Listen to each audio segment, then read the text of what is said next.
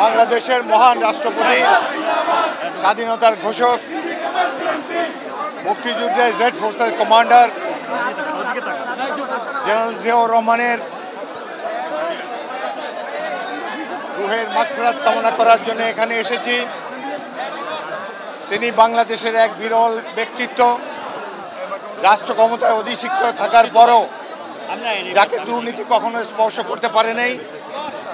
তিনি একজন প্রকৃত মুক্তিযুদ্ধের রোল মডেল ছিলেন এবং সারা দেশবাসীর অন্তরে তার যে সম্মানের অবস্থান সেটি চিরকাল অক্ষয় থাকবে।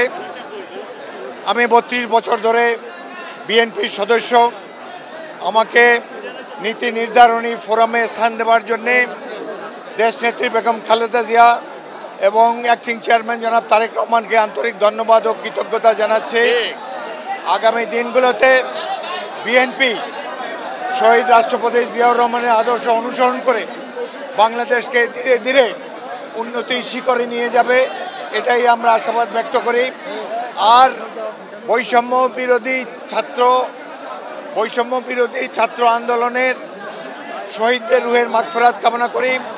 শহীদ আবু সাঈদ জীবন দিয়ে বাংলাদেশের গণতন্ত্র প্রতিষ্ঠার পথ উন্মুক্ত করে দিয়েছেন। মানবাধিকার এতদিন লঙ্ঘিত ছিল, গণতন্ত্র আওয়ামী লীগ সরকার নির্বাসনে পাঠিয়ে দিয়েছিল। নিশ্চয়ই ইনশাল্লাহ আগামী দিনে আমরা ডক্টর ইউনূসকে এবং এই সরকারকে সর্বতোভাবে সাহায্য সহযোগিতা করব এবং ছাত্র জনতা, সাধারণ মানুষ, তাদেরকেও অভিনন্দন জানাই। এই সংগ্রামে শুরু করেছিল বিএনপি 16 বছর আগে এই সরকার পতনের আন্দোলন আমরা শুরু করেছিলাম।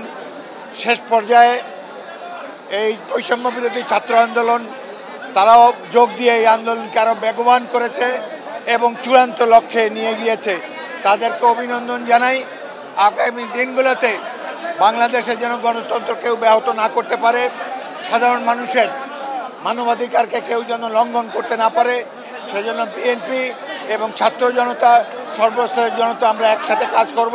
এই আগস্ট বিপ্লবে বাংলাদেশের দেশপ্রেমিক সেনাবাহিনী শেষ মুহূর্তে এসে জনগণের সাথে একাত্মতা ঘোষণা করে স্বৈরাচারকে বিতাড়নের জন্য গুরুত্বপূর্ণ ভূমিকা রেখেছে। সেই জন্য সেনাবাহিনীর, সশস্ত্র বাহিনীর, সামরিক বাহিনীর প্রত্যেকটি সদস্যকে আমি আন্তরিক ধন্যবাদ জানাই। আশা করি আগামী দিনেও এইসব বাহিনী যারা জনগণের অর্থে প্রতিপালিত, যারা জনগণের মধ্যে থেকে উঠে এসেছে, তারা সবসময় এদেশের জনগণের সাথে থাকবে, কোনো ধরনের স্বৈরাচারকে ভবিষ্যতে কোনো স্থান দেবে না। সেই জন্য তাদেরকে আবারও ধন্যবাদ জানাই এবং বিএনপিরও 200 কর্মী এই আগস্ট বিপ্লবে শহীদ হয়েছে, তাদেরও রুহের মাগফিরাত কামনা করি। আপনাদের সবাইকে ধন্যবাদ।